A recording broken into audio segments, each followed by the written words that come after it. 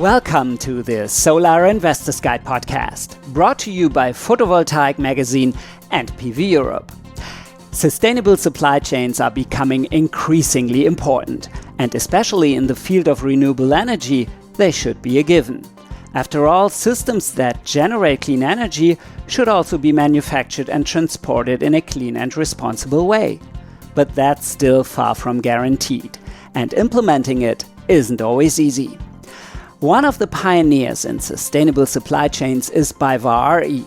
To learn more about the efforts they're making and the concepts behind them, I spoke with Dominik Dohr, Vice President of Global Procurement and Supply Chain at BayWa RE. But before we jump into the conversation, just a quick favor. If you enjoy this podcast, please hit that subscribe button and maybe leave us a 5-star rating.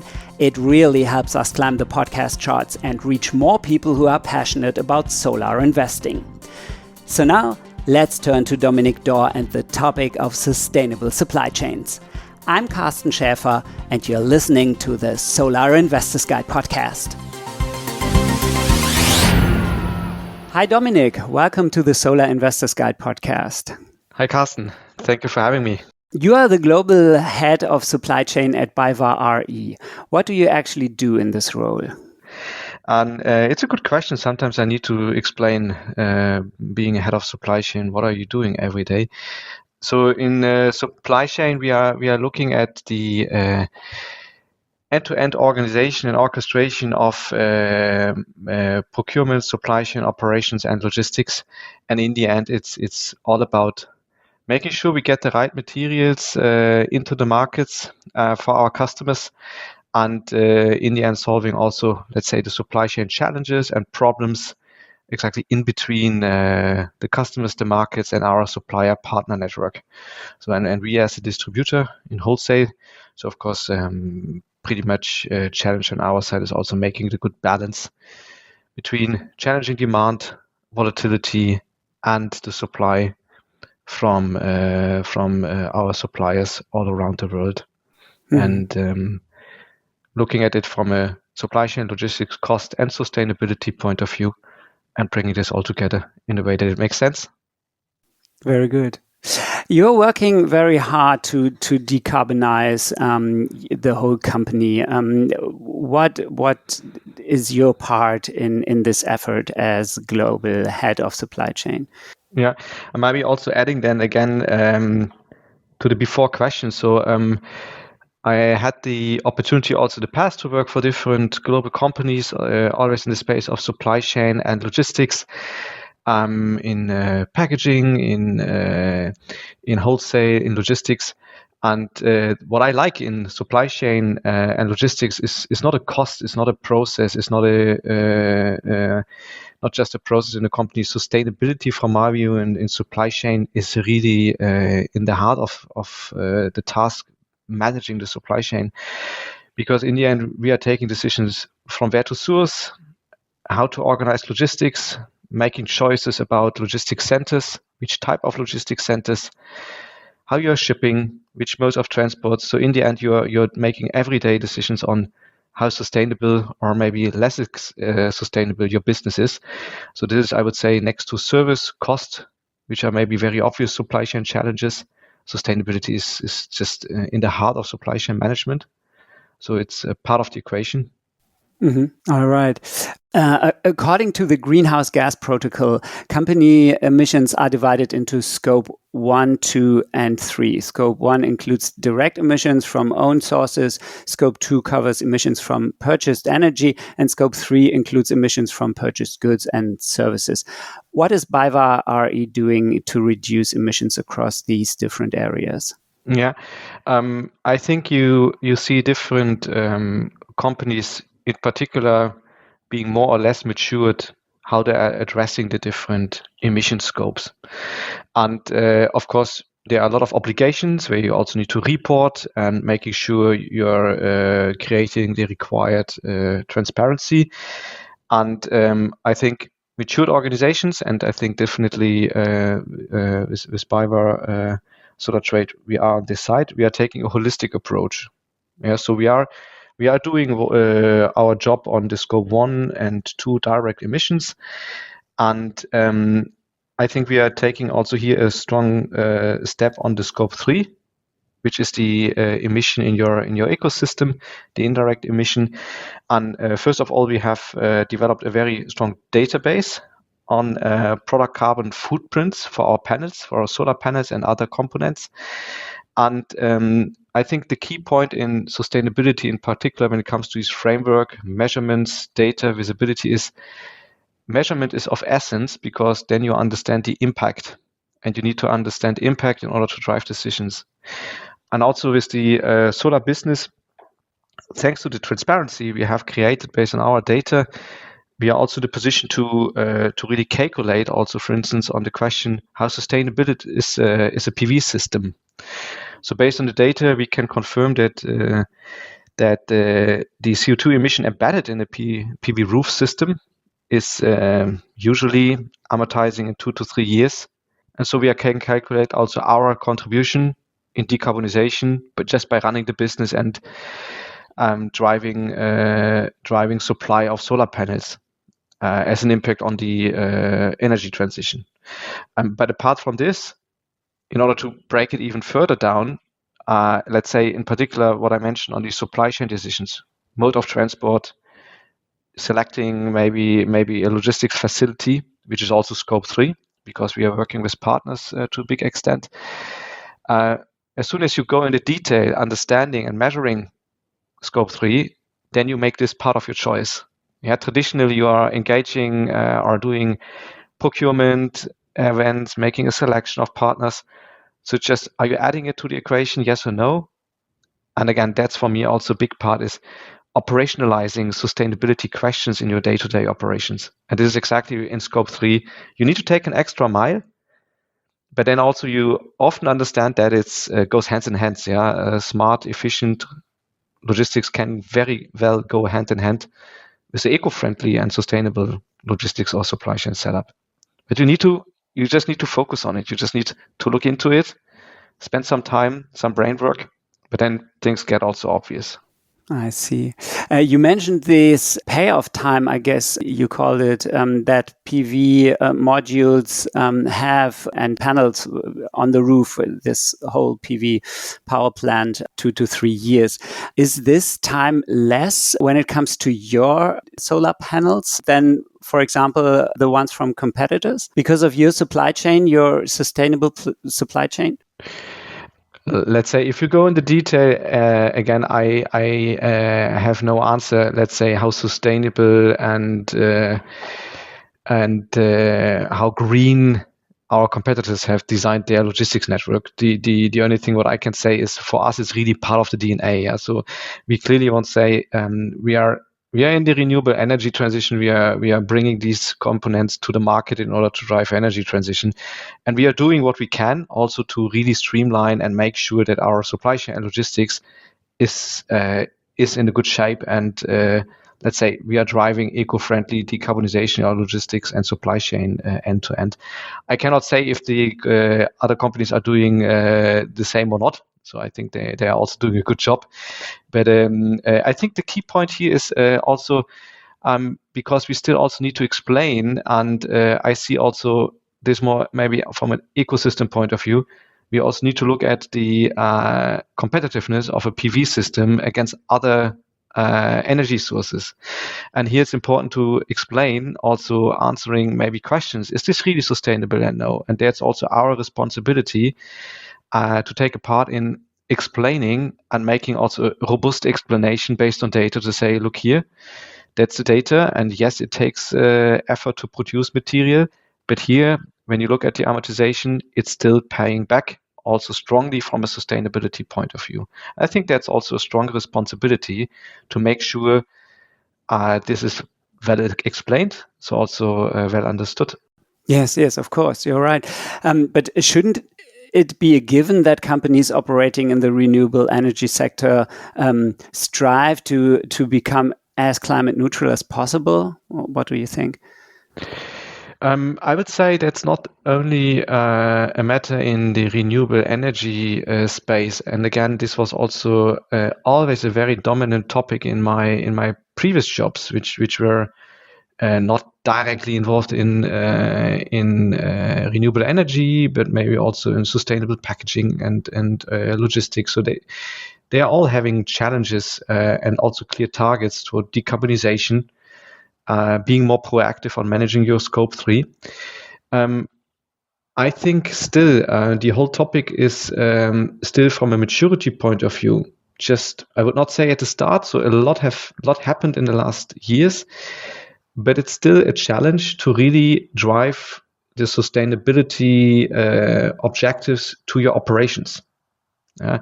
And it's also a matter of gathering data, managing data in your ecosystem. Because in particular in scope 3, when you look into transportation, normally in Europe, big companies are dealing with huge transport networks, and you are working with a big variety of service providers, mode of transport, inland barge, rail. Just taking rail as an example, if you want to answer the question, what is the comparison of rail transport against road transport? The answer, it depends on the country. So as soon as the train is crossing a border, you get different default values. When the truck is fueled with diesel fuel, there are different now biofuels, HVO, electric trucks. So they are all different things to measure. And then how to make it specific. How do you know which truck your service provider is maybe using, while he has subcontracted it already 3 times, maybe to sub partners. And here there are different approaches, how actively you go in the details. There are different frameworks. And the more you get to the specific values, the more you can drive decisions. And giving an example with transport. So when I'm talking to a logistics service provider, I can ask him to make a declaration to me about their specific emissions. But that's a complexity because I have 100, maybe some companies have 1,000 transport companies. So how to collect the data, how to put it into a model. And then when you are talking to your purchasing people responsible for purchasing transport, if you task them to say, okay, look at the cost, look at the service, but also look at the CO2 footprint. So we are all conventionally working on cost and service. There we are matured, experienced. We have robust, experienced models. And the sustainability, making really understanding the data, understanding the difference, that's complex. And there you need to spend time. There you need to develop maturity. And for me, most important is just getting started. The maturity you need to drive over time. But answering your question, is this a job everybody should do? Everybody, I think, is focusing it. But the level of maturity is very different because typically you have people now following it early, and others, they are also challenged with other priorities at the moment. And I'm quite happy that now at BayWa Solar Trade, I would say we are taking a front runner position here because we are looking at it really across the supply chain. When we are making a choice for a warehouse facility, we are talking about, hey, how sustainable is the facility? So we have developed recently some examples which are great sustainable logistics hubs. When we do something internally, we are looking at it, piloting with electric trucks, trying to play with packaging, not only to protect the goods, but to make it more sustainable and things like this. Mm-hmm. Interesting. What do you think, which are the measures which measures in which areas have the greatest impact on reducing greenhouse gases? I think extremely. So when you look at the supply chain and logistics, so the logistics sector, of course, has a big impact. And again, we are in a distribution business, so part of our business is moving material from A to B. And logistics networks are still, I think, a big challenge, in particular when you look at the CO3 emission. And there, I would not say it's one or the other. I think it's really some years back, and again, this was also my previous job, quite a dominant topic, is you need to be extremely careful in not jumping into conclusions too fast. When you take, again, transport as an example, So years ago, there was the discussion, you need to make the model shift, bring everything on train and maybe inland waterway. That's the driver to really make transport and transport more green. Yes, but maybe no. Yeah, so I think it's also distance. Yeah, avoiding transport. Yeah, making sure you don't have too long distance, and then it's about your on your supply chain design. Yeah, so you can design a warehouse with different locations, and then maybe you have double transport or redundancy. So the design of the networks is super important. And when you have maybe a more fragmented design, you have shorter distances, but maybe less rail transport. Yeah, so it's not one way or the other, and there are of course also a lot of interests promoting to go to one or to the other. It's an end-to-end. It's an end-to-end thing. It's your design of your supply chain. It's a lot about collaboration. And I would extremely be careful in jumping in technology conclusions. Yeah, I expect in future it should be normal that also road transport is a green transport. Yeah, so why? It's why? So in case I would say if the transport on road, if it goes for private sector, so cars or trucks, I expect it will be electrified in future. And same with train. Yeah, so you have some countries, Scandinavia is extremely electrified. In Germany, not yet. Yeah, so I would expect strategically, long term, I assume we all find solutions that they are using the same source of energy, and then ideally, by the way, from solar or wind. Of course. And then we need to make I would say, mode of transport choice is more a question: what mode of transport is accessible, is available, also suitable for your supply chain layout, and how it's fueled. In future, I expect there should be a solution which is fueling this transport or driving it sustainably based on good energy sources. Mm-hmm. But again, taking the step back, I would say there were quite a few years where there was a full focus on making the model shift as the golden egg, driving sustainability in transport. I see. You have a very impressive new headquarters in Tübingen, Germany, with a lot of solar panels installed, 1.3 megawatts, I think. What role does this new headquarters play when it comes to decarbonize your supply chain? And I think that's again a great example, which we can also translate to many other decisions. Yeah. So again, this was our leadership team in Tübingen working on this new head office, and so there was the goal to develop the new building, and then again, obviously, because of the DNA and the purpose of the company, by DNA, we are looking and making sure that this is also a state-of-the-art sustainable building. And so it's just obvious that we are looking into it, that it's a good state-of-the-art sustainable building. And today we have the office, but also the warehouse facility in Tübingen, with a roof and facade which is fully equipped with solar panels.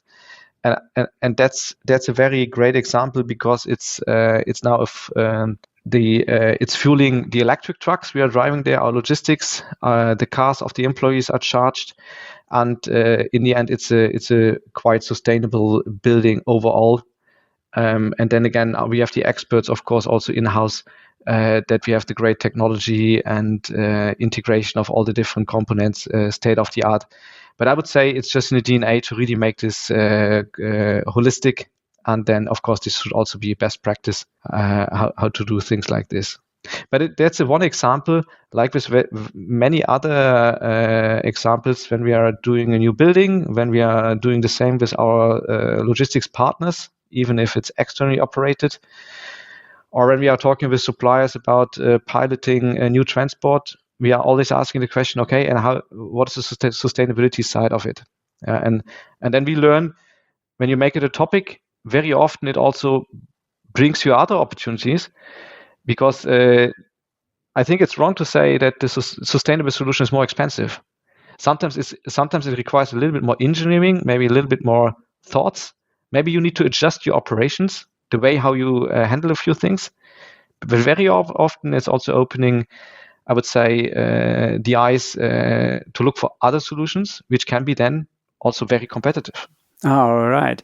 That would have been my next question, because I would assume that your approach is not the most cost effective, but that's not the case. So you don't see any disadvantages when it comes to your competition.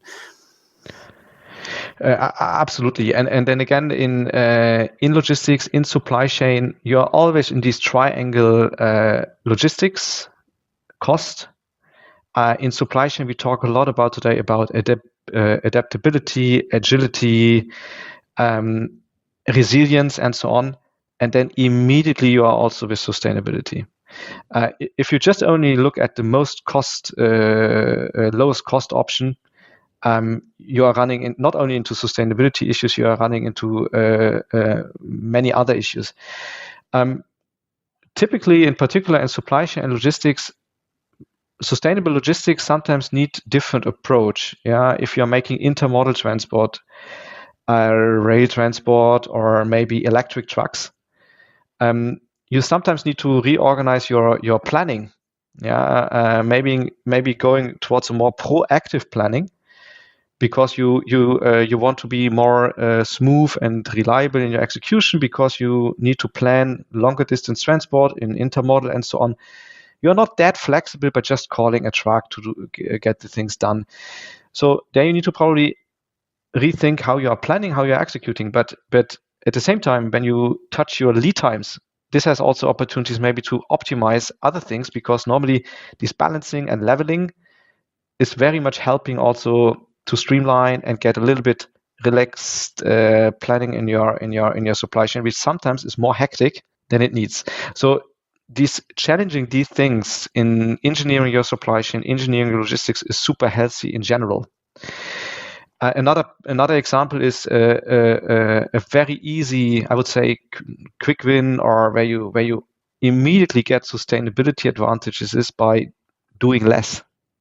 Yeah, so just avoiding logistics, avoiding transport. Yeah.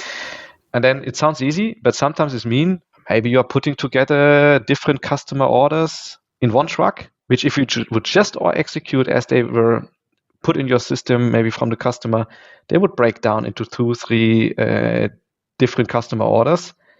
But if you make this maybe a challenge, is this really creating value at the customer? Does he really needs it?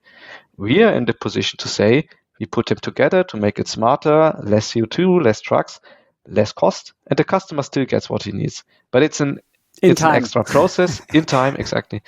But it's an extra process, and we need to organize it. And that's again where we are making an impact, yes or no. But those things you need to put as a task to your team to make it a part of your DNA. When you design your logistics, when you design your processes, think about it, look at it. Don't take things as granted, as everything is coming because we are used to it. We want to get into different ways, so we need to challenge it.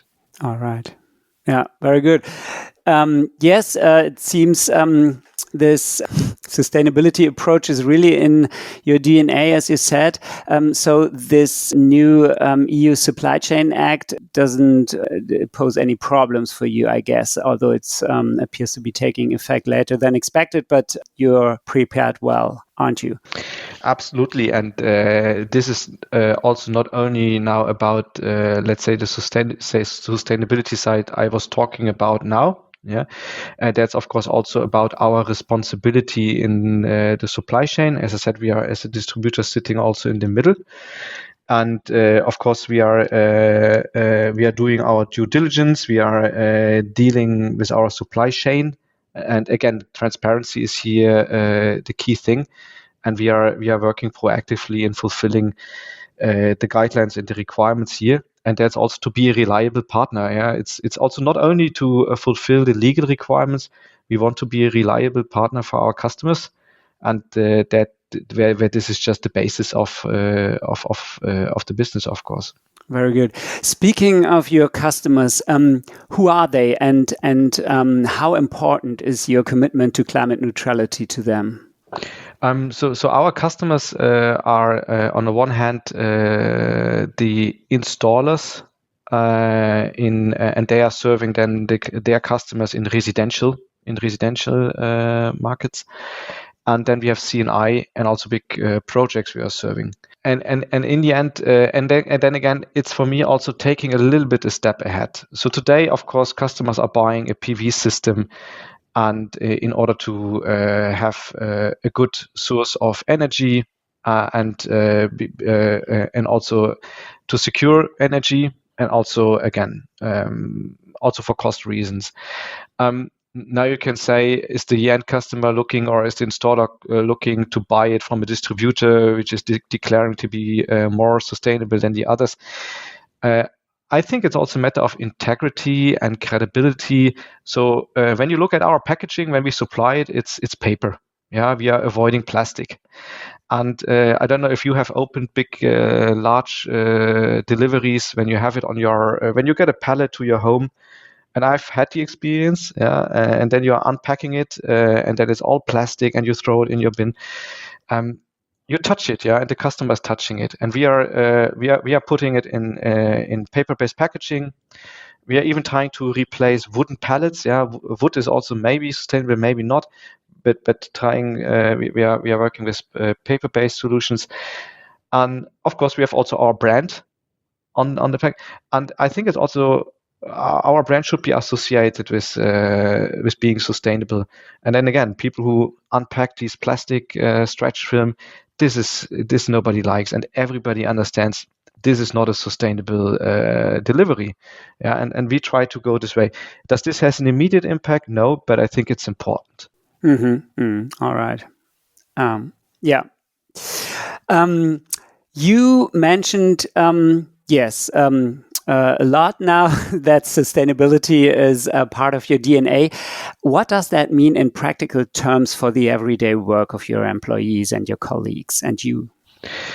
As I said, the good thing is, I think sustainability in particular in supply chain, logistics, and procurement need to be same level like cost, service, same level. And I think when you are first talking about it, people are reacting, okay, how and why, and how is this tangible? And so then you start reporting on it, talking about it. So when, for instance, when we have developed a nice pilot project also at our headquarters site in Tübingen, where we implemented an electric truck. And it's quite still a pioneering project with one of our logistics partners. So our people responsible for managing logistics, they are really also empowered to go to our logistics service provider, and we said, we are happy to engage with you in these pilots. And they have implemented it. And now we have a success story. We are also celebrating with our teams. So by doing this, we are saving emission. And this truck is now delivering to our installers, to the customers, first of all, with green packaging, paper packaging, and even in electric trucks. So that's where we are making a difference. That's a success story. Our people, and this was a task, this was an objective, they successfully implemented. So it's making it a task and a goal, objectives, like you talk about cost, like you talk about service and your customers, we talk about sustainability. And when you look also at our LinkedIn channel, so we just had a series of sustainability success stories. And then again, we have communities on our side. We have our logistics group. We have our supply chain and procurement group. So also there internally, we have a lot of co-working groups. And we are sharing these best practices, like with operational excellence, focus on cost, efficiency, agility. And then we are sharing these sustainability topics. So I would say it's in our day-to-day work. And people are proud when they're implementing it, like they are proud implementing something, a new service for our customers. Very good. In many places, investments are being made in wind and solar energy because they produce the cheapest electricity today, not necessarily for climate protection reasons. What do you think? Will a climate neutral supply chain one day also be cheaper than the one that emits large amounts of greenhouse gases? That's a difficult question. I think it's also the question globally, locally, regionally. And then you are entering again into this competitiveness question. Yeah. So I think it's obvious that it's required. Yeah. So with all the targets and all the issues around us, so I'm still working from a home office today, which today is not a nice place because it's really too hot and air conditioning is not installed yet. So I think it's obvious we have to do it. But with this very global question you raised, and this very important question, I think it's really the global framework. Yeah. So, and I think this is still the big challenge. But I hope yes, and I think there are a lot of different approaches how to steer it, and then of course it's also still a responsibility of governance and regulations to give it the right frame. Yeah. Dominik, thank you very much for these fascinating insights, and thank you for joining me on the Solar Investors Guide podcast. Thank you, Carsten. It was a real pleasure. That's it for today's episode of the Solar Investors Guide podcast. We hope you enjoyed it. But even if you didn't, we'd still love to hear from you. Send us your feedback, whether it's praise, criticism, topic ideas, or questions. We really appreciate it all. You can reach me directly at schäfer@photovoltaic.eu. And if you don't want to miss any of our updates for solar investors, make sure to sign up for our newsletter at pveurope.eu/investors. You'll also find the link and everything else we talked about in the show notes. Thanks for tuning in, and see you next time.